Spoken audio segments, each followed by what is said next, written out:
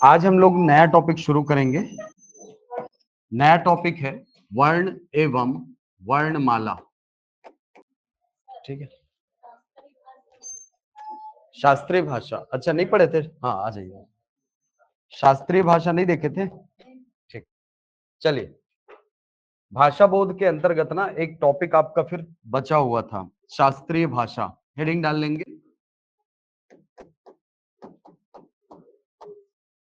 शास्त्रीय भाषा। देखिए, शास्त्रीय भाषा क्या है? शास्त्रीय भाषा का जो कॉन्सेप्ट है ना, वो राजभाषा से एकदम अलग है। राजभाषा जहां शासकीय कामकाज में प्रयुक्त किए जाने वाले भाषा के बारे में बात करती है, वहीं पर ये जो शास्त्रीय भाषा है, ये सामाजिक सांस्कृतिक भाषा को चिन्हांकित करने का एक प्रयास है केंद्र सरकार का।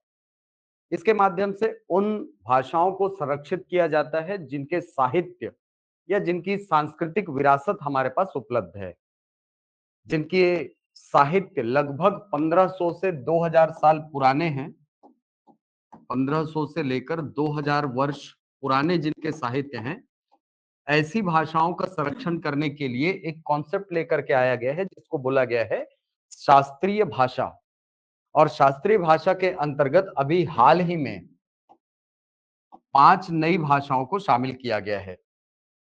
इसके पूर्व में 6 भाषाएं पहले शास्त्रीय भाषा के रूप में अंकित थी, दर्ज थी। इस तरीके से यदि वर्तमान में देखें तो शास्त्रीय भाषाओं की संख्या कितनी हो गई है? 11। तो ये 6 भाषाएं क्या क्या हैं, कौन कौन सी भाषाएं हैं, कब कब जोड़ी गई हैं, इसको मैच द फॉलोइंग के रूप में बिल्कुल पूछ सकता है। और दूसरा, करंट अफेयर के रूप में ये चीज बिल्कुल आपके लिए इंपॉर्टेंट हो जाती है कि इनमें से कौन सी भाषा को हाल ही में शास्त्रीय भाषा का दर्जा दिया गया है। तो ये वाला जो सेक्शन है ये भी इंपॉर्टेंट है। इसके अलावा वर्तमान में शास्त्रीय भाषाओं की संख्या कितनी है, अगर ऐसा पूछे तो ये संख्या भी आपके लिए इंपॉर्टेंट हो जाती है। ठीक है, तो ये जो कॉन्सेप्ट है शास्त्रीय भाषा का, ये आया है वर्ष 2004 से। वर्ष 2004 से 2004 में सबसे पहले तमिल भाषा को शास्त्रीय भाषा का दर्जा दिया गया था। याद रखेंगे, तो प्रथम भाषा जो शास्त्रीय भाषा का दर्जा प्राप्त की है वो कौन सी भाषा थी? तमिल भाषा। आपको पता है कौन से राज्य में बोली जाती है तमिल? तमिलनाडु में। तमिलनाडु का मतलब ही होता है तमिलों का गांव। ठीक है, तमिलों का गांव। नाडु का मतलब होता है गांव। वो प्रशासन की इकाई होती थी जब चोल शासन चल रहा था। आपने नाम सुना होगा, चोल वंश का है ना, राजेंद्र चोल, है ना, राज चोल, विजयालय, नाम सुना होगा आपने इनका, है ना। उनके समय में प्रशासन की एक इकाई हुआ करती थी नाडु, और तमिलों के गांव के रूप में उस राज्य को चिन्हांकित किया गया है। और भाषा जो है ये कौन सी है? तमिल। तो वर्ष 2004 में तमिल बनी। इसके बाद वर्ष 2005 में जिस भाषा को चिन्हांकित किया गया वो भाषा थी संस्कृत। कौन सी भाषा थी? संस्कृत। 2005 में संस्कृत जैसे ही शास्त्रीय भाषाओं में जुड़ी, ये दूसरी भाषा बन गई जिसको शास्त्रीय भाषा का दर्जा प्राप्त हुआ। इसके बाद वर्ष 2008 में दो भाषाएं, वर्ष 2008 में दो भाषाएं। एक भाषा थी तेलुगु। कहां बोली जाती है तेलुगु? आंध्र प्रदेश और तेलंगाना में। ठीक, तेलुगु भाषा। इसके अलावा कन्नड़ भाषा। कन्नड़ कहाँ की राजभाषा है? कर्नाटक की। ठीक है, इन दोनों भाषाओं को वर्ष 2008 में दर्जा मिला है किसका? शास्त्रीय भाषा का। शास्त्रीय भाषा का दर्जा मिला वर्ष 2008 में। इसके बाद वर्ष 2013, वर्ष 2013, वर्ष 2013 में मलयालम भाषा को शास्त्रीय भाषा के रूप में चिन्हांकित किया गया। मलयालम, वर्ष 2013 में मलयालम। अब कितनी हो गई भाषाएं? 5। और इसके बाद वर्ष 2014, वर्ष 2014 में उड़िया जो है, उड़िया भाषा, इसको शास्त्रीय भाषा का दर्जा दिया गया। तो ये 6 भाषाएं, पूर्व में 6 भाषाएं जो हैं ये शास्त्रीय भाषाओं के रूप में चिन्हांकित की गई थी। कब कब की गई थी, कौन कौन से वर्ष में, बहुत इंपॉर्टेंट है क्योंकि ये मैच द फॉलोइंग के रूप में आपको एग्जाम में पूछ सकता है। एक तरफ वर्ष दे देगा, एक तरफ शास्त्रीय भाषा में जोड़े जाने का वर्ष दे देगा, सॉरी शास्त्रीय भाषा का नाम दे देगा। तो ये दोनों चीजें दे देगा और आपको वहां पर मैच द फॉलोइंग करने के लिए बोलेगा, मैच करने के लिए। तो इस फॉर्मेट में ये क्वेश्चन बहुत इंपॉर्टेंट हो जाता है। ठीक, अब ये तो हो गई इन 6 भाषाओं की बात जिनको पूर्व में दर्जा प्राप्त था किसका, शास्त्रीय भाषा का। अभी हाल ही में जिन 5 भाषाओं को शास्त्रीय भाषा का दर्जा मिला है उनके नाम भी याद रखिए। वो 5 भाषाएं कौन कौन सी हैं, याद है किसी को? इसको याद करना ऐसा, M B A P P, ठीक है।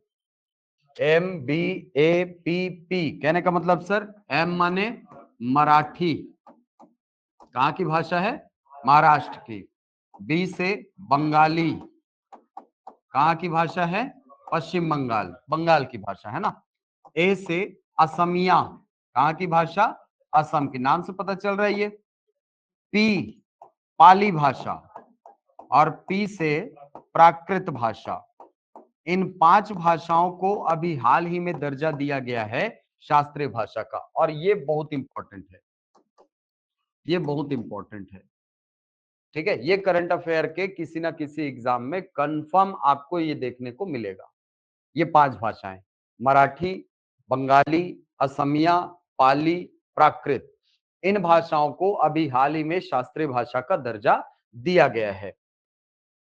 ठीक है, तो ये वर्ष अच्छे से याद रखो, इनको अगर पूछा जाएगा तो वर्ष 2024 के अनुसार पूछा जाएगा। ठीक है, पूछा जाएगा वर्ष 2024 में। हाँ हाँ हाँ, 5 भाषाएं 2024 की हैं। ठीक है, हाँ अच्छा, उधर जाए क्लास। ठीक है, तो वर्ष 2024 में 5 भाषाओं को शास्त्रीय भाषा का दर्जा दिया गया है। कौन कौन सी भाषा है, मराठी, बंगाली, असमिया, पाली और प्राकृत। याद हो जाएगा। ये 6 भाषाएं वर्ष के अनुसार याद कर लीजिए और इसको करंट अफेयर के दृष्टिकोण से एकदम अच्छे से तैयार कर लेना। इनके नाम बहुत इंपॉर्टेंट है, नाम बहुत अच्छे से याद रखना, यहां से क्वेश्चन आते हैं। ठीक है, नाम से डायरेक्ट क्वेश्चन देगा, हो सकता है आपको पिक करने के लिए दे, है ना, 5 विकल्प दे दे या और कुछ भाषाओं को जोड़ करके दे दे और पूछे कि इनमें से किन भाषाओं को हाल ही में शास्त्रीय भाषा का दर्जा दिया गया है। और पीएससी ऐसे क्वेश्चन पूछता है, आप पुराना पेपर उठा के देख लो, रिकॉर्ड है उसका। ठीक है, तो पुराने पेपर आप उठाओगे ना तो आपको ये मिलेगा जरूर। वो ऐसे ही क्वेश्चन करेगा, 3 विकल्प यहां से उठा करके देगा, 2 ठो यहां से उठा करके दे देगा। पूछेगा हाल ही में या वर्ष 2024 में 24 में किन भाषाओं को शास्त्रीय भाषा का दर्जा दिया गया है। तो अगर ये याद है आपको, आप इनको काट सकते हो विकल्प को। क्लियर है बात? चल, तो ये है शास्त्रीय भाषा।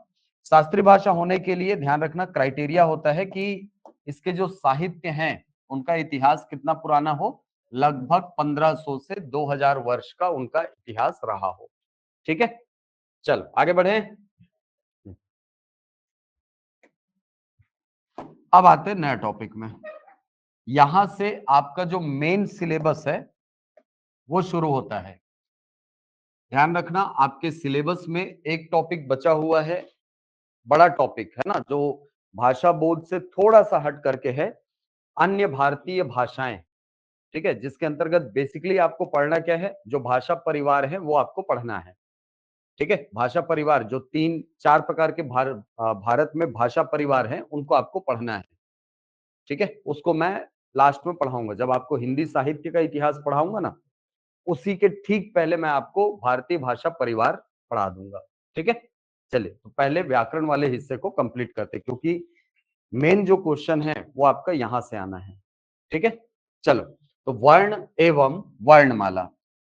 देखो, कोई भी टॉपिक अगर मैं शुरू कर रहा हूं ना तो सबसे पहले आपको बता दूं कि पीएससी चूंकि एग्जाम ले रहा है, इसीलिए परिभाषाएं बहुत इंपॉर्टेंट हो जाती हैं। ठीक है, आप व्यापम से ये एक्सपेक्ट कर सकते हैं कि वो एकदम वन लाइनर फैक्ट देगा, लेकिन यहां पर जब आप पीएससी एग्जाम ले रहा है तो ये मान करके चलो कि परिभाषाओं को साथ में लेते हुए वो क्वेश्चन करता है। ठीक है, परिभाषाएं बहुत इंपॉर्टेंट हो जाती है। परिभाषा के एक एक पक्ष को आपको दिमाग में रखना होगा और सारी चीजों का मूल्यांकन करके आपको चीजों को पढ़ना होगा। ठीक है, ऐसे नहीं कि सर स्वर पढ़ना है, सर 11 स्वर होते हैं, 33 व्यंजन होते हैं, अभी नया एक तो विशिष्ट व्यंजन जुड़ गया है, इस तरीके से कुल 53 हो गए, खत्म। ऐसा नहीं पढ़ना है। ठीक है, स्वर है तो उसका नाम स्वर क्यों है, या परिभाषा उसकी क्या है, व्यंजन है तो उसकी परिभाषा क्या है, उसके कितने कितने पहलुओं को आप छू सकते हो, वो सारी चीजें आपको कवर करते हुए साथ में चलना है। ठीक है, क्लास थोड़ी सी लंबी हो सकती है, लेकिन धैर्य बना करके बैठना, और मैं ये बोलूंगा कि समझने की कोशिश करना, एकदम अटेंटिव होकर के बैठना क्लास में। अटेंटिव होकर के बैठोगे, ज्यादा से ज्यादा गेन कर पाओगे। ठीक है, चल। तो सबसे पहले जब मैं कहता हूं वर्ण एवं वर्णमाला, तो इस टॉपिक से हमको बेसिकली एकदम शुरुआत में ही 3 परिभाषाओं को समझना बहुत जरूरी है। एक तो परिभाषा है वर्ण की, कि वर्ण क्या होते हैं। दूसरी परिभाषा हमको समझनी है अक्षर की, अक्षर क्या होते हैं। और तीसरी परिभाषा हमको देखनी है वर्णमाला की, वर्णमाला की, ये क्या है सर। ठीक है, तो वर्ण क्या है सर, सबसे पहली बात, चलो एकदम पहली दूसरी कक्षा का प्रश्न है, क्या है वर्ण। वर्ण क्या है, ध्वनियों का उच्चारण, उच्चारण को आप वर्ण कहते हैं। अच्छा, हाँ सर, किसकी ध्वनि की सबसे छोटी इकाई है वर्ण। ध्वनि खुद सबसे छोटी इकाई है यार भाषा की। हाँ हाँ, ठीक। वर्ण है क्या, लिखेंगे परिभाषा, ध्वनियों के, ध्वनियों के लिखित रूप को,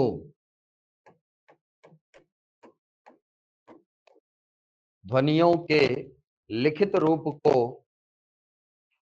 वर्ण कहते हैं। ध्वनियों के लिखित रूप को वर्ण कहते हैं। ठीक है, यानी वर्ण क्या है, ध्वनियों का लिखित रूप है।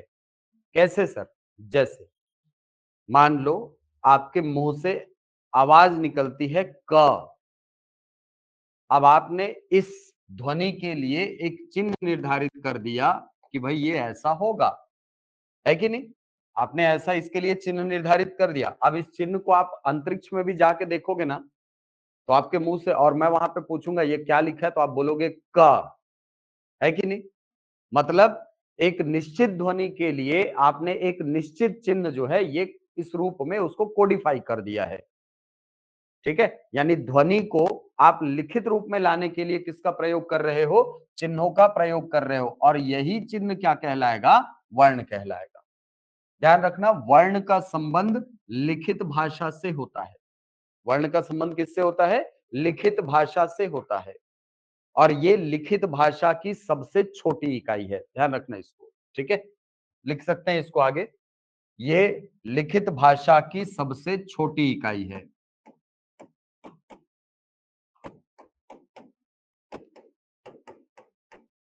लिखित भाषा की लघुत्तम इकाई वर्ण है। ओके, तो अक्षर क्या है सर, अक्षर क्या है, अक्षर क्या है, लिखिए परिभाषा, लघुत्तम वाक ध्वनि, लघुत्तम वाक ध्वनि जिसे, जिसे और छोटे खंडों में, जिसे और छोटे खंडों में न तोड़ा जा सके, जिसे और छोटे खंडों में न तोड़ा जा सके अक्षर कहलाते हैं। अक्षर लिख क्यों नहीं रहे सर? लिख लिए। लघुत्तम वाक ध्वनि जिसे और छोटे खंडों में न तोड़ा जा सके अक्षर कहलाते हैं। ठीक है, अब यहां से अंतर समझिए वर्ण का और अक्षर का। देखिए, वर्ण में मैंने आपको कहा कि वर्ण ध्वनियों का लिखित रूप है, यानी वर्ण का संबंध किससे है? लिखित भाषा से है।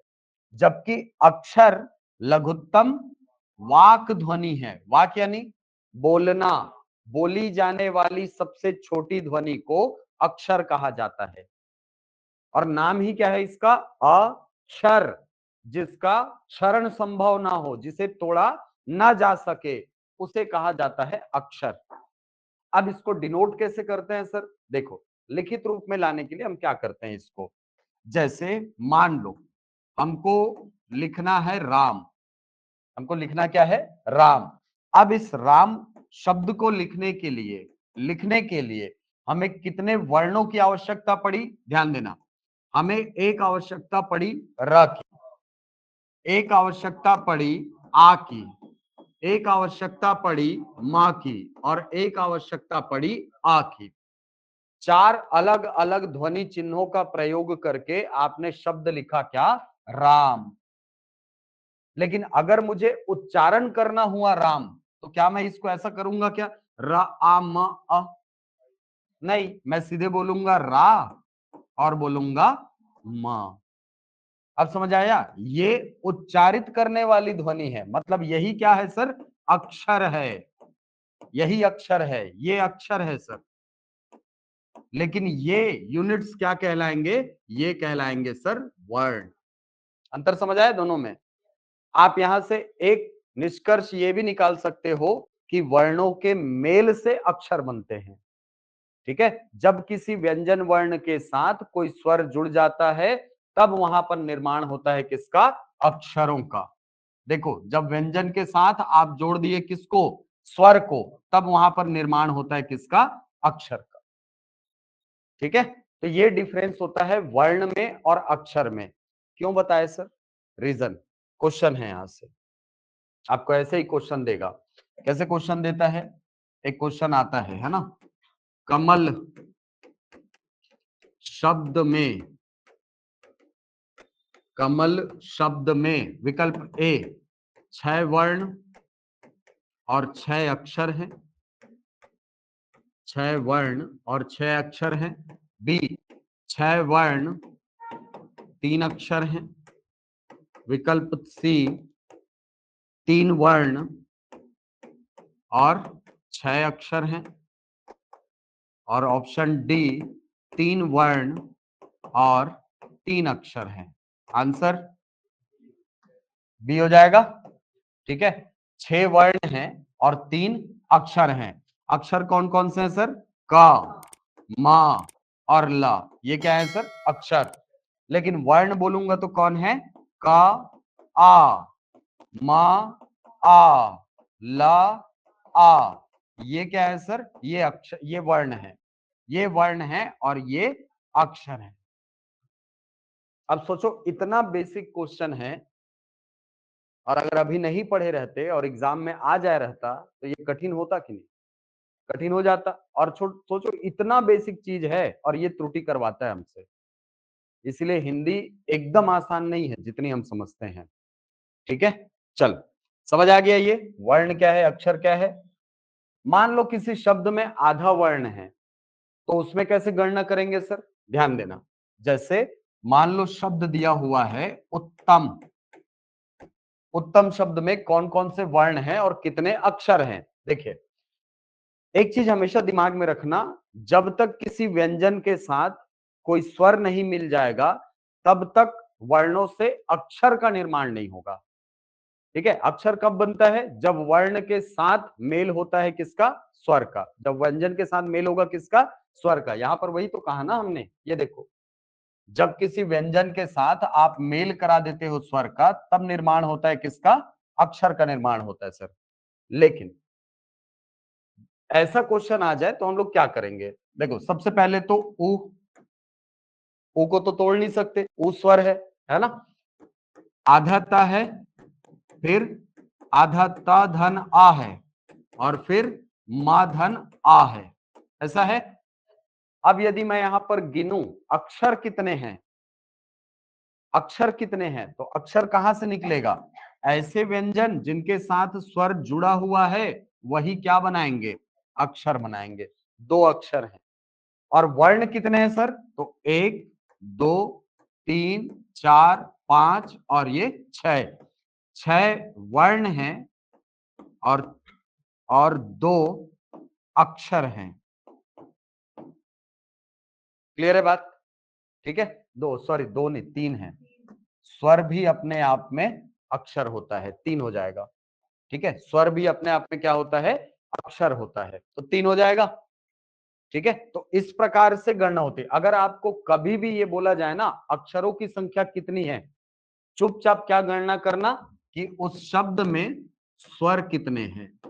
जितने स्वर हैं मतलब उतने ही अक्षर हैं, मान के चलो, ठीक है। जितने स्वर होंगे उतने ही अक्षर होंगे।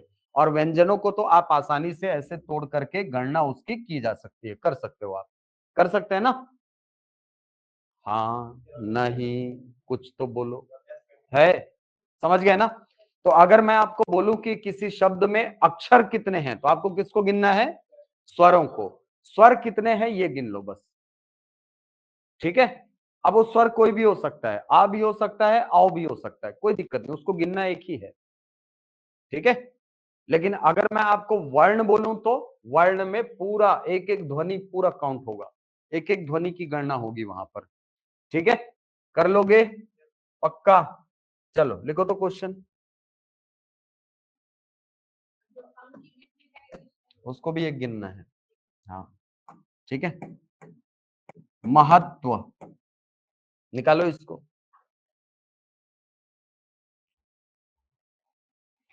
महत्व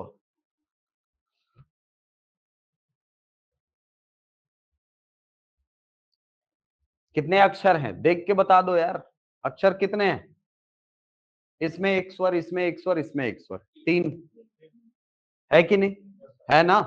हाँ, अब 3 दूनी कितना हो जाएगा, 6। आधे वर्ण कितने हैं, 1, 7, निकाल के देख लो, यही आएगा, आएगा, यही आएगा सर, ठीक। अम की मात्रा को कैसे काउंट करते हैं, अब देखो अच्छा क्वेश्चन है। अम की मात्रा को काउंट कैसे करते हैं, है ना। देखो जैसे मान लो शब्द लिखा हुआ है ऐसा, शब्द लिखा हुआ है कंठ, शब्द क्या लिखा है, कंठ, है ना।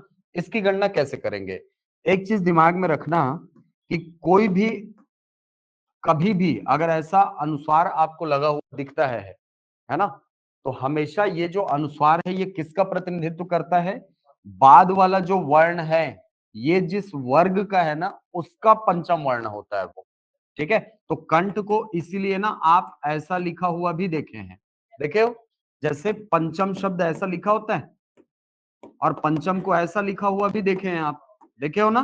क्यों देखे हो सर, अम की मात्रा किसका प्रतिनिधित्व करेगा, च जिस वर्ग का है उस वर्ग का पंचम, निकाल लो अब, अभी भी 7 ही आएगा, यहाँ पे 5 आएगा, आएगा ना। हाँ, ठीक है, तो ऐसे गणना होती है। लेकिन मान लो अगर शब्द ऐसा दे दिया तो अब इसमें तो पंचम वर्ण नहीं होता,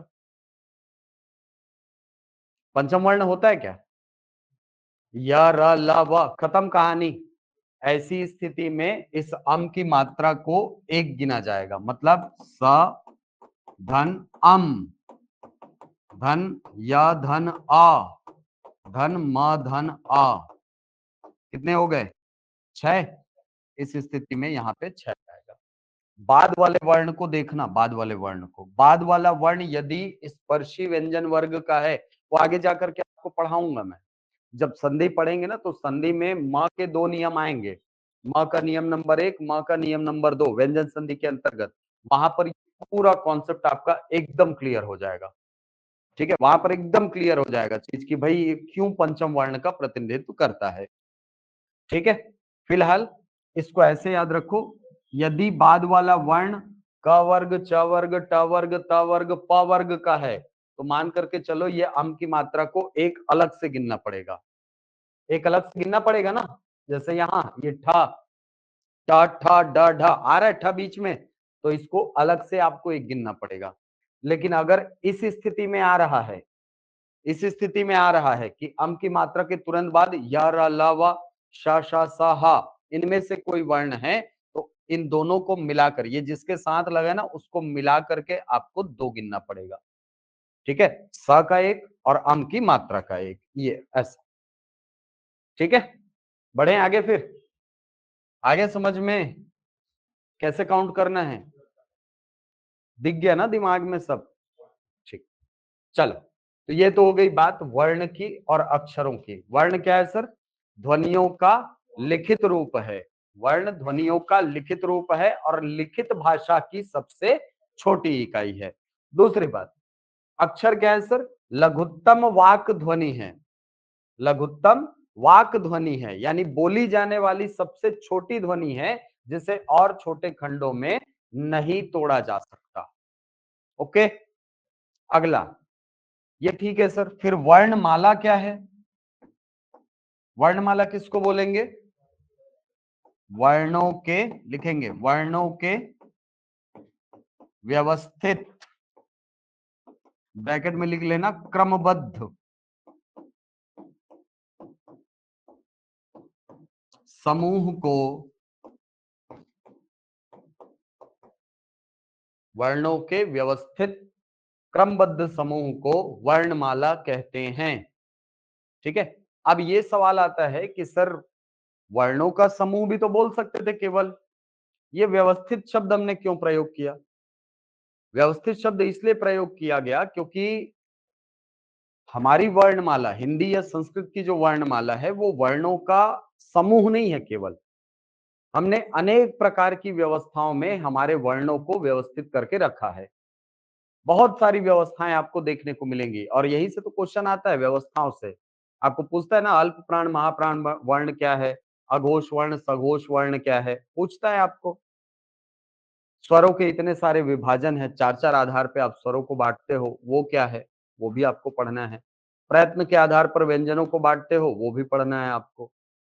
तो स्वरों को, व्यंजनों को, या यूं कहा जाए वर्णों को हमने अपनी वर्णमाला में बस उठा के रख नहीं दिया है, गुच्छा नहीं है हमारी वर्णमाला, वर्णों की पंक्ति है, गुच्छा नहीं है। गुच्छा अव्यवस्थित होता है लेकिन पंक्ति व्यवस्थित होती है।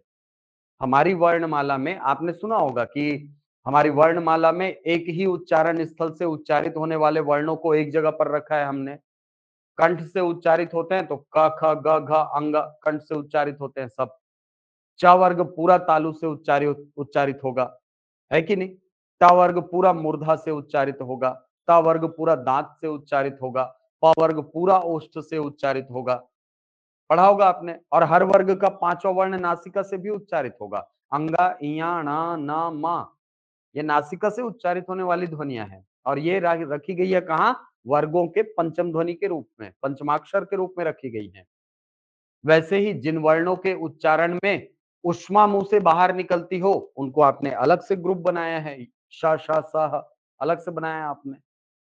स्वरों को आपने सबसे पहले रख दिया है, स्वरों को आपने सबसे पहले रख दिया है।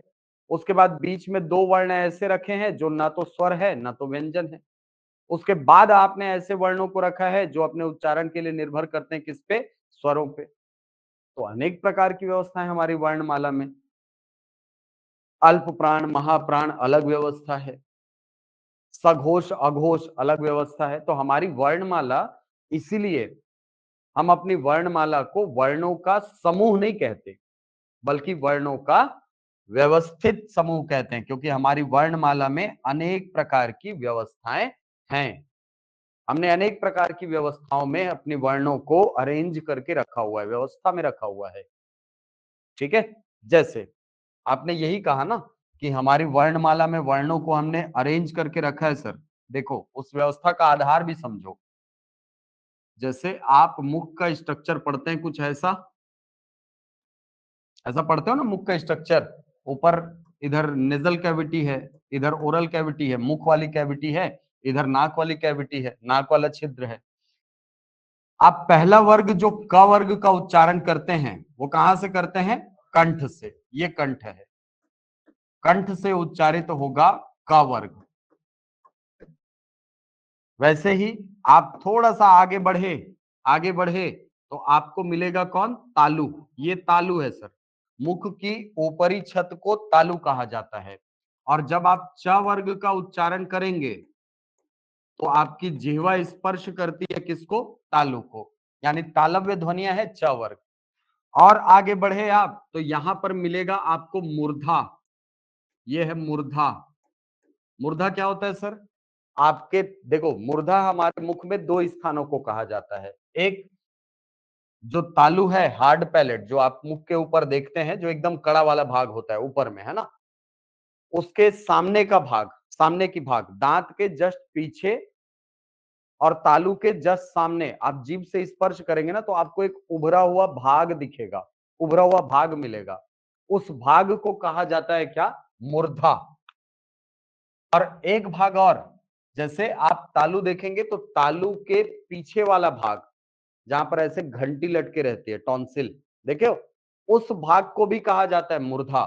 सॉफ्ट पैलेट कहा जाता है उसको, सॉफ्ट पैलेट है वो नरम होता है। ठीक है, तो ये वाला भाग और ये वाला भाग, इन दोनों भागों को कहा जाता है मूर्धा। जब आप ट वर्ग का उच्चारण करेंगे तो आपकी जिह्वा स्पर्श करती है किस मूर्धा को? अग्र मूर्धा को, सामने वाले मूर्धा को। और आगे बढ़े आप, और आगे बढ़े तो आपको मिलेगा क्या? दांत मिलेगा सर। दांत मिला, दांत मिला तो सर यहां से उच्चारित हो जाएगा त वर्ग। और त वर्ग उच्चारित होता है कहां से? दंत से। और आगे बढ़ोगे तो आपको मिलेंगे का, कौन मिलेगा सर? होंठ मिलेंगे सर, ओष्ठ। ठीक है, ओष्ठ मिलेंगे आपको। ये ओष्ठ मिला आपको। और जब आपको प वर्ग का उच्चारण करना होता है तो आपको जीभ की जरूरत नहीं पड़ती, आप ध्यान देना। जरूरत पड़ती है जीभ की? नहीं पड़ती सर। आपको केवल आवश्यकता पड़ती है किसकी? ओष्ठ की आवश्यकता पड़ती है। आपका जीभ निष्क्रिय रहता है प वर्ग का उच्चारण करते समय, आप ध्यान देना। और इसीलिए क्या होता है पता है? इसीलिए ना, जब बच्चे बड़े होते रहते हैं तो सबसे पहले प वर्ग के वर्णों को सीखते हैं। देखना, बच्चे प, ब, म, ये सबसे पहली ध्वनियां होती है बच्चों की। क्यों होती है सर? क्योंकि उनका जिह्वा निष्क्रिय है, उनकी जिह्वा निष्क्रिय है, होंठ तो सक्रिय है सर, है कि नहीं? और किसी गूंगे आदमी को देखना, कोई गूंगा आदमी भी होगा ना, बाकी वर्णों का उच्चारण नहीं कर पाएगा, लेकिन प, ब और म, इन वर्णों का उच्चारण बहुत आसानी से कर लेगा वो। क्यों? उसका जीभ निष्क्रिय है सर, लेकिन होंठ तो सक्रिय है ना उसके। ठीक है, तो सोचो कितना, कितनी व्यवस्थित वर्णमाला है हमारी। और देखो इसकी व्यवस्था समझो आप, वर्णों को किस तरीके से हमने अरेंज किया है कि जब आप वर्णों के उच्चारण में जाएंगे, क वर्ग, च वर्ग, ट वर्ग, त वर्ग, प वर्ग, इसी क्रम में पढ़ते हैं आप। ये जो क्रम है ये मुख में अंदर से बाहर की ओर आप निकलते हैं, निकल रहे हैं। सबसे पहले कंठ, फिर तालु, फिर मूर्धा, फिर दांत और फिर ओष्ठ। इस व्यवस्था में हमने अपनी वर्णमाला को लगा करके रखा है। तो ये भी अपने आप में एक प्रकार की व्यवस्था है। तो हमारी वर्णमाला, इसीलिए मैंने कहा हमारी वर्णमाला वर्णों का समूह मात्र नहीं है, बल्कि वर्णों का व्यवस्थित समूह, क्रमबद्ध समूह है। आपने क्रम में लगा करके रखा है, ये क्रम है उच्चारण स्थल का, क्रम है उच्चारण स्थल का। क्लियर है? चलो, तो वर्णमाला क्या है सर? वर्णों का व्यवस्थित समूह है। अब आपने सुना होगा कि हमारी वर्णमाला में वर्णों की संख्या कितनी है? अब 53 हो गई है भाई। ठीक है, केंद्रीय हिंदी निदेशालय के वेबसाइट में इस बात को अपडेट कर दिया गया है। रुको आपको दिखा देता हूं मैं, है ना, ऑफिशियल डॉक्यूमेंट है आपके पास, हिंदी निदेशालय। हाँ, देखना आपको दिखाता हूं मैं। ठीक है, अगस्त में ही इसको अपडेट कर दिया गया था।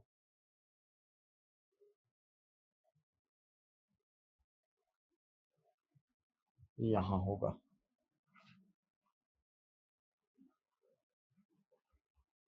ये हिंदी का मानकीकरण है ना, ये देखो 22 अगस्त को अपडेट किया है इसको। ठीक, इसमें बताया गया है कि भाई अब वर्णों की संख्या 52 नहीं, अब 53 हो गई है। ठीक है, ये वो डॉक्यूमेंट है, आप देख सकते हैं इसको। भारत सरकार केंद्रीय हिंदी निदेशालय, ठीक है, उच्चतर शिक्षा विभाग। इस डॉक्यूमेंट को आप देखेंगे ना तो इसमें आपको मिलेगा कि हिंदी की वर्णमाला के बारे में यहाँ पर लिखा गया है। ये देखो, मानक हिंदी वर्णमाला और अंक। ठीक, हिंदी वर्णमाला में स्वरों की संख्या अभी भी 11 है, व्यंजनों की संख्या 33 है, लेकिन एक विशिष्ट व्यंजन के रूप में ड़ को शामिल किया गया है। ठीक है, और ये ड़ कैसे होता है सर? जैसे आप, हाँ, जैसे आप लोग कभी राजस्थान वालों को हिंदी बोलते सुने हैं? हिंदी बोलते सुने होंगे, है ना? शौर सैनी का प्रभाव ज्यादा पड़ता है करके बताया था ना मैं। ठीक है, वो इस बात को दिखा रहा है। देखो, शौर सैनी का प्रभाव दिख रहा है इसमें। क्यों दिख रहा है समझना। शौर सैनी भाषा बोली किधर जाती है? वही मारवाड़ी राजस्थानी वाला जो बेल्ट है वही शौर सैनी का बेल्ट है, गुजराती गुजराती वगैरह, है ना? वहां पर आप देखना एक ध्वनि प्रचलित है जो ल के बदले प्रयुक्त होती है। कैसे होती है सर? जैसे किसी व्यक्ति को बोलना है कालू, है ना, कालू, तो वो कालू नहीं बोले, ए काड़ू, काड़ू बोलता है, काड़ू। सुने हो शब्द? वो अड़ा नहीं है, ये वाला अड़ा नहीं है वो। ठीक है, वो ये है जिसमें अड़ा भी शामिल है और ला भी शामिल है। ठीक है, ऐसी ध्वनि को शामिल किया गया है हिंदी निदेशालय के द्वारा अपनी वर्णमाला में। ठीक है, तो देखो अब व्यंजन कितने हो गए? ये 25 वर्ण तो यही हो गए, क ख ग घ अंगा, और ये का चा टा ता प, 5 वर्ग हो गए। इसके बाद यारा लावा शाशा साह 33 हो गए। 33 और 4 कितने हो गए? 37। 37 और 2 39, 39 और 1 40। विशिष्ट व्यंजन के रूप में इसको शामिल किया गया है, ध्यान देना। किस रूप में शामिल किया गया है? विशिष्ट व्यंजन के रूप में इसको शामिल किया गया है। ठीक है, कॉन्ट्रास्ट कम करना पड़ जाएगा यार लोकेश। ठीक है, और सिस्टम में पॉसिबल नहीं है भाई वो। एक काम करना ना, ये वाला पीडीएफ ना डाउनलोड करके आप लोग का जो व्हाट्सएप ग्रुप रहेगा या जो एप्लीकेशन रहेगा उसमें मैं डलवा दूंगा इसको, आप लोग आराम से बैठ करके देख सकते हो। ठीक है, टेंशन मतलब सब मिल जाएगा। ये पेज नंबर मेरे ख्याल से 8-10 में होगा, लिखे रहता है क्या कहीं पे? हाँ, ये पेज नंबर 10 में है। ठीक है, उसमें डलवा दूंगा इसको, आप लोग एक बार पढ़ लेना और इसके बारे में थोड़ा सा ना जानकारी जरूर रखना। पीएससी है तो मान करके चलो कि वो थोड़ा सा गहराई में जाकर के क्वेश्चन करता है। ठीक है, इसकी प्रवृत्ति बता रहा हूं। जैसे वो क्वेश्चन क्या दे देगा, हाल ही में शामिल किए गए, वो हिंदी वर्णमाला में शामिल किए गए विशिष्ट व्यंजन फलाना, ये इसको अड़ा उच्चारित किया जाता है, के बारे में सही कथन का चयन करें, सही कथनों का चयन करें। ये जो लिखा हुआ है ना नीचे, इसी को देगा स्टेटमेंट में। पीएससी की आदत है, वो अलग से मेहनत नहीं करते उसके विशेषज्ञ। वो क्या करेंगे, किसी जगह पर अगर कोई बात कही गई है तो उन्हीं बातों को वो पॉइंट बना बना करके आपके लिए विकल्प तैयार करता है। ठीक है, तो इसको अच्छे से तैयार करना ये। ठीक है, ये पीडीएफ आपको डलवा दूंगा मैं उसमें व्हाट्सएप में, या आपका जो एप्लीकेशन है उसमें मैं डलवा दूंगा। ठीक है, चलो, तो अब हिंदी में, हिंदी वर्णमाला में वर्णों की संख्या कितनी हो गई है? 53, ये ध्यान रखना आप। ठीक, ये 53 वर्ण कौन कौन से हैं सर? ये जो 53 वर्ण हैं इनको कई छोटे छोटे भागों में बांटा गया है। तो सबसे पहले तो ये समझो कि हिंदी में 53 वर्ण के होने का मतलब क्या है।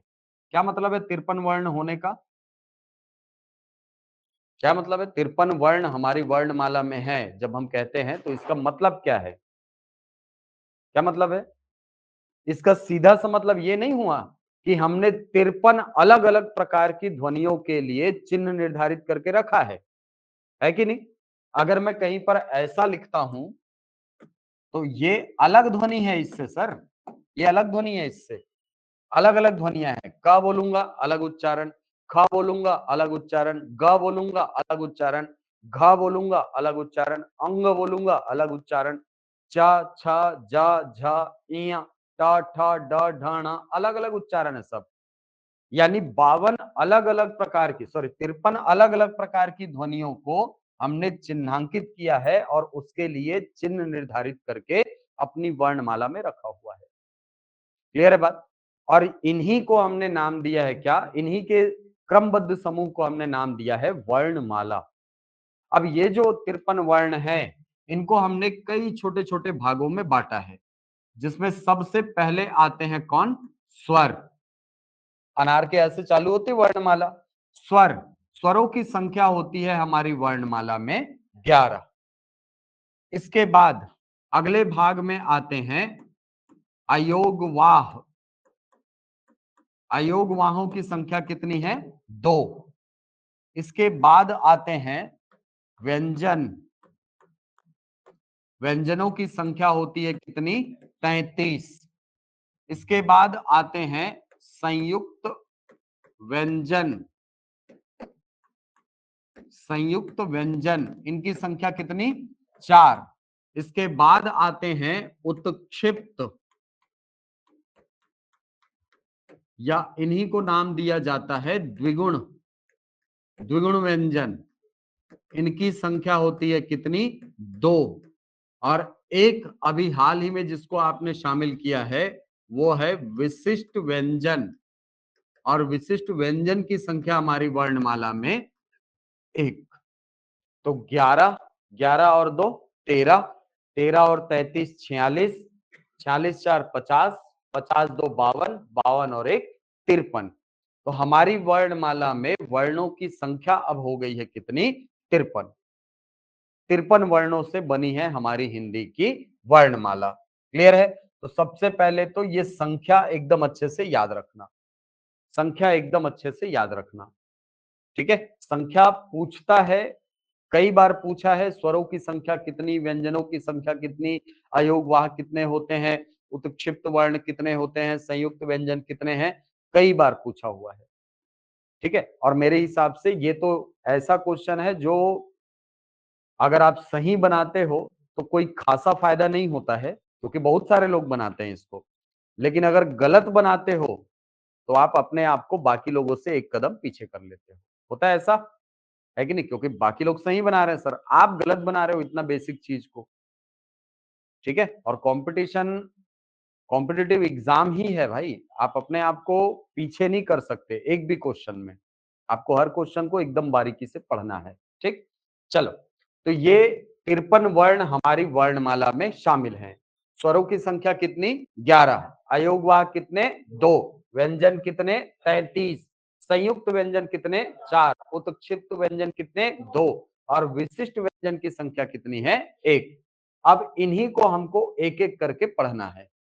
याद रखना, मैं पहले बोल रहा हूं परिभाषाएं बहुत इंपॉर्टेंट है हमारी वर्णमाला में, बहुत इंपॉर्टेंट है, क्योंकि यहां से क्वेश्चन अब थोड़ा सा डेप्थ में जाकर के बना रहा है। ठीक है? चलो, तो सबसे पहला हेडिंग डालो स्वर। सबसे पहला हेडिंग स्वर। क्या है स्वर? स्वतंत्र रूप से बोली जाने वाली ध्वनियों को स्वर कहते हैं। ठीक है, लिखिए परिभाषा। वे वर्ण, वे वर्ण जिनका उच्चारण स्वतंत्र हो, वे वर्ण जिनका उच्चारण, वे वर्ण जिनका उच्चारण स्वतंत्र हो, अर्थात अर्थात जिन वर्णों के उच्चारण हेतु, अर्थात जिन वर्णों के उच्चारण हेतु किसी अन्य वर्ण की आवश्यकता, अभी आ रही है आवाज अनीता? चलो, हाँ, तो मैं ये बोल रहा था, स्वरों की परिभाषा हम लोग पढ़ रहे थे, है ना? 3 मिनट हो गया यार, मेरे को पता ही नहीं चला। चलो, तो स्वर ऐसे वर्ण हैं जिनका उच्चारण स्वतंत्र होता है और इनका उच्चारण करने के लिए हमें किसी अन्य वर्ण की आवश्यकता नहीं होती। हमको व्यंजनों का उच्चारण करने के लिए आवश्यकता पड़ती है किनकी? स्वरों की। ये देखो, लेकिन अगर मुझे आ का उच्चारण करना है तो सर मैं इसको और नहीं तोड़ सकता ना, ठीक है, मैं इसको आ धन आ नहीं लिख सकता, गलत। ठीक है, ये अपने उच्चारण में स्वतंत्र होते हैं, ध्यान रखना। ठीक है, तो स्वर अपने उच्चारण में स्वतंत्र होते हैं, इनका उच्चारण करने के लिए किसी अन्य वर्ण की आवश्यकता नहीं होती। ये भी एक कारण है। किस चीज का सर? आपने जो स्टार लगा के पॉइंट लिखा है ना, कि स्वर वर्ण भी होते हैं और अक्षर भी, स्वर वर्ण भी होते हैं और अक्षर भी, ध्यान रखना, और अक्षर भी होते हैं। वर्ण क्यों है सर? क्योंकि ये एक निश्चित ध्वनि का लिखित रूप है, इसलिए वर्ण है। और ये अक्षर भी है क्योंकि आप इनको और छोटे खंडों में नहीं तोड़ सकते। समझ आई बात? तो ये अपने आप में स्वर भी, स्वर जो है ये अपने आप में वर्ण भी होते हैं और अपने आप में अक्षर भी होते हैं। ओके, समझ आ गया? तो ये है स्वर की परिभाषा। अब यदि हमारी वर्णमाला देखें तो हमारी वर्णमाला में हमने कहा स्वरों की संख्या कितनी है? 11। स्वर कितने हैं? 11 स्वर हैं सर। इन 11 स्वरों को दो भागों में बांटा गया है, या दो भागों में बांट करके आप इनका अध्ययन करते हैं। कौन कौन से दो भाग हैं सर? एक को बोला जाता है लघु स्वर, या इन्हीं का एक अन्य नाम है ह्रस्व स्वर। इन्हीं को एक और नाम दिया जाता है मूल स्वर। लघु स्वर, ह्रस्व स्वर, मूल स्वर। दूसरे भाग में रखते हैं हम दीर्घ स्वरों को। दीर्घ स्वर, लघु स्वरों की संख्या होती है 4, और इसके अंतर्गत आने वाले जो स्वर हैं वो हैं आ, ई, उ और री। जबकि दीर्घ स्वरों के अंतर्गत, दीर्घ स्वर जो हैं इनके अंतर्गत आते हैं 7 वर्ण, और ये जो 7 वर्ण हैं इनको पुनः आप दो भागों में बांटते हैं।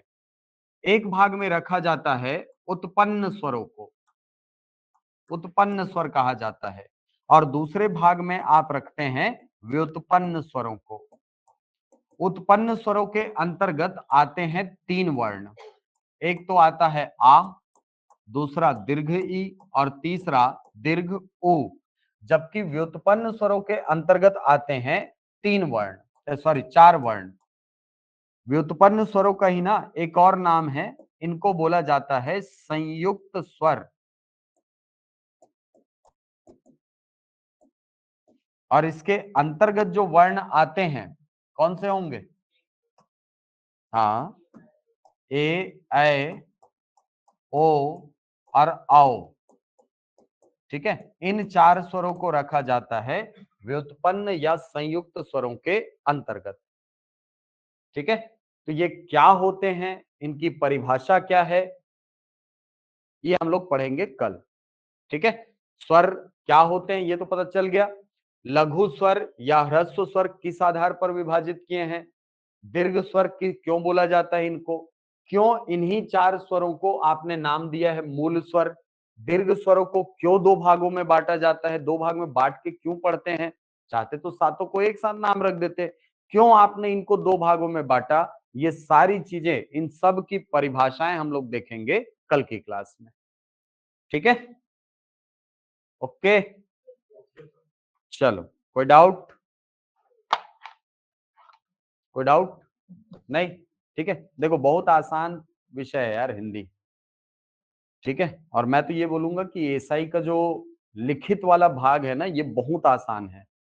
ठीक है, लिखित परीक्षा के जो दोनों चरण है ना, प्रीलिम्स का और मेंस का, ये बहुत ज्यादा कठिन नहीं है। अगर आप ध्यान से पढ़ेंगे तो बहुत बड़ी संख्या में प्रीलिम्स वाले निकलेंगे, बहुत बड़ी संख्या में मेंस वाले निकलेंगे।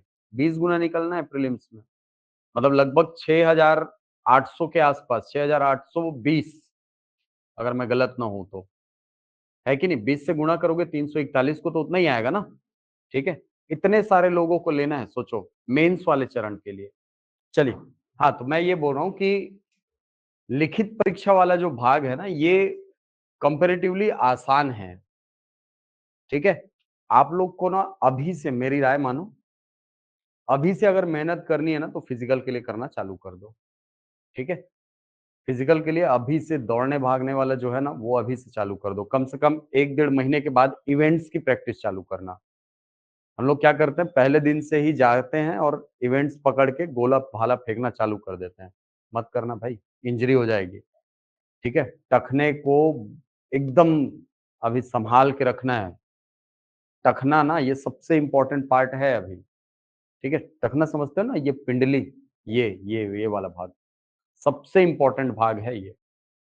पैर का जो नीचे का जॉइंट होता है ना पाँव का, बहुत इम्पोर्टेंट है। वहीं से आपका ऊंची कूद होना है, वहीं से आपका लंबी कूद होना है, वहीं से आपको 100 मीटर स्प्रिंट मारना है, 1500 मीटर वहीं से दौड़ना है कि नहीं? बहुत इंपॉर्टेंट है। और पावर जनरेट करोगे गोला फेंकने के लिए तो वहीं से होना है।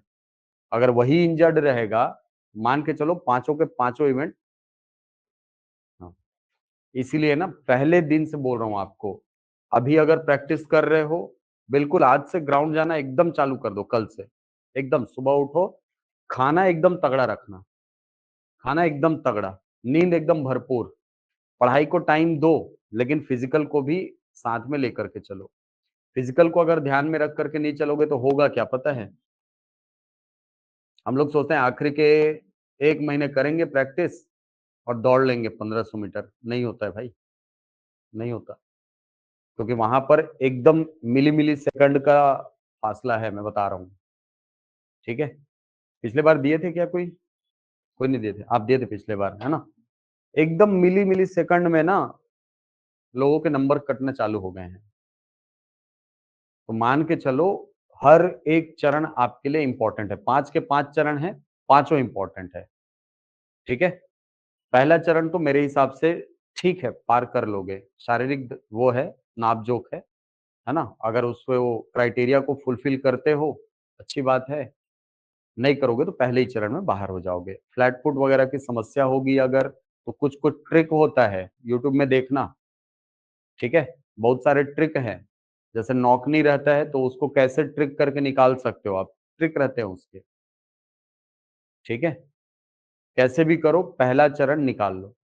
दूसरा और तीसरा चरण पढ़ाई वाला चरण है। लेकिन हम लोग क्या सोचते हैं, पहला चरण शारीरिक नाप-जोख हुआ, उसके बाद फिर पढ़ने में एकदम भिड़ जाते हैं।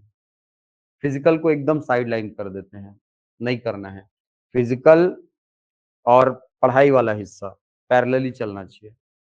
जितना टाइम आप यहाँ दे रहे हो, उससे ठीक 2 गुना, तिगुना टाइम पढ़ाई वाले टाइम में दो। 2 घंटे अगर सुबह मेहनत कर रहे हो, 2 से 3 घंटे, 6 घंटे का पढ़ने का शेड्यूल रहना चाहिए। ठीक है? एकदम डे 1 से इस चीज़ को अपनाओगे, तब कहीं जा कर के वहाँ पे आप परफ़ॉर्म कर पाओगे। नहीं तो होगा क्या, एक ही दिन में सारे इवेंट होने हैं, एक ही दिन में।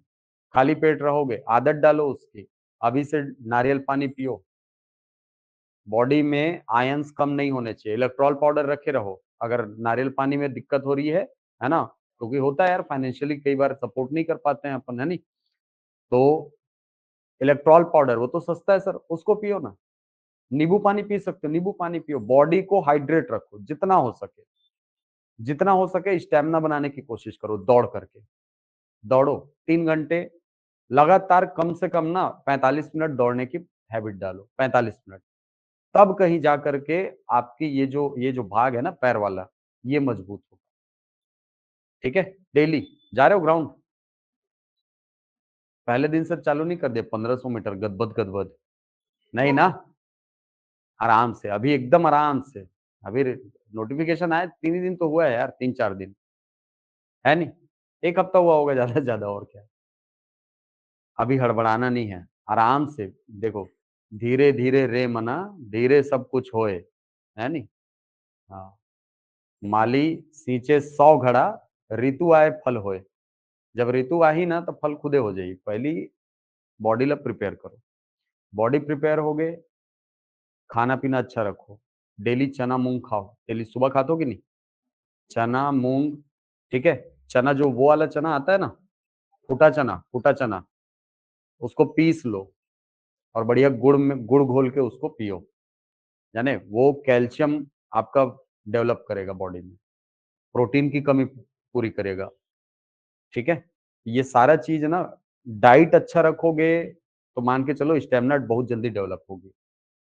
अन्न-बन खा रहे हो, जब देखो तब ये सब चाट पकौड़ी की दुकान में मिल रहे हो, समोसा खा के जी रहे हो, नहीं बनेगा कुछ। ये सारी चीजें नुकसान करेंगी। ठीक है, जब तक सिलेक्शन नहीं हो जाता, मान के चलो एकदम डिसिप्लिन में रहना है।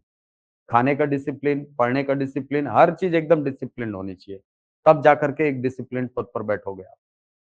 समझ आ रही बात? ठीक है, तो अभी से अपने आप को एकदम प्रिपेयर करो। और रही इधर एकेडमिक वाली बात, तो ये सिलेबस हम लोग कंप्लीट कराएंगे, उसके लिए निश्चिंत रहो। ठीक है, मैथ्स की क्लास दिवाली के जस्ट बाद आपकी शुरू हो जाएगी, रवि सर भी आ जाएंगे। ठीक है, उनके यहाँ भी गुड़िया हुई है, तो इसी वजह से आ नहीं पाए थे पिछले हफ्ते, है नहीं, थोड़ा सा उनके यहाँ था। लेकिन अगले हफ्ते से, मतलब दिवाली के बाद वाले हफ्ते से रवि सर भी आ जाएंगे, तो जो बड़े बड़े मेजर पार्ट्स हैं आपके, वो हम लोग यहाँ से कवर कराते जाएंगे। प्रीलिम्स के लिए छत्तीसगढ़ की क्लास पैरेलल चलेगी, हिंदी की क्लास तो चलेगी ही, इसके अलावा गणित की क्लास आपकी चलेगी। ठीक है, और अगर हमको लगता है कि एग्जाम पास आ रहा है, थोड़ा जल्दी करना चाहिए, एक क्लास आपकी एक्स्ट्रा 4 बजे से आओ, कर सकते हैं ना? हाँ, ठीक है, टाइम पे सिलेबस कंप्लीट होगा, भरोसा रखो उसका। टाइम पे सिलेबस कंप्लीट होगा। जिम्मेदारी आपकी भी थोड़ी सी उधर से बनती है। क्या जिम्मेदारी सर? घर में जाके प्रैक्टिस करना। ठीक है, केवल इतना काम बचेगा, मैं बता रहा हूँ, केवल इतना काम बचेगा, घर में जाकर के आपको प्रैक्टिस करना होगा। बाकी सारी चीजें जितनी गहराई तक पीएससी जाता है, मैं आपको यहाँ बोर्ड पे पढ़ाऊंगा।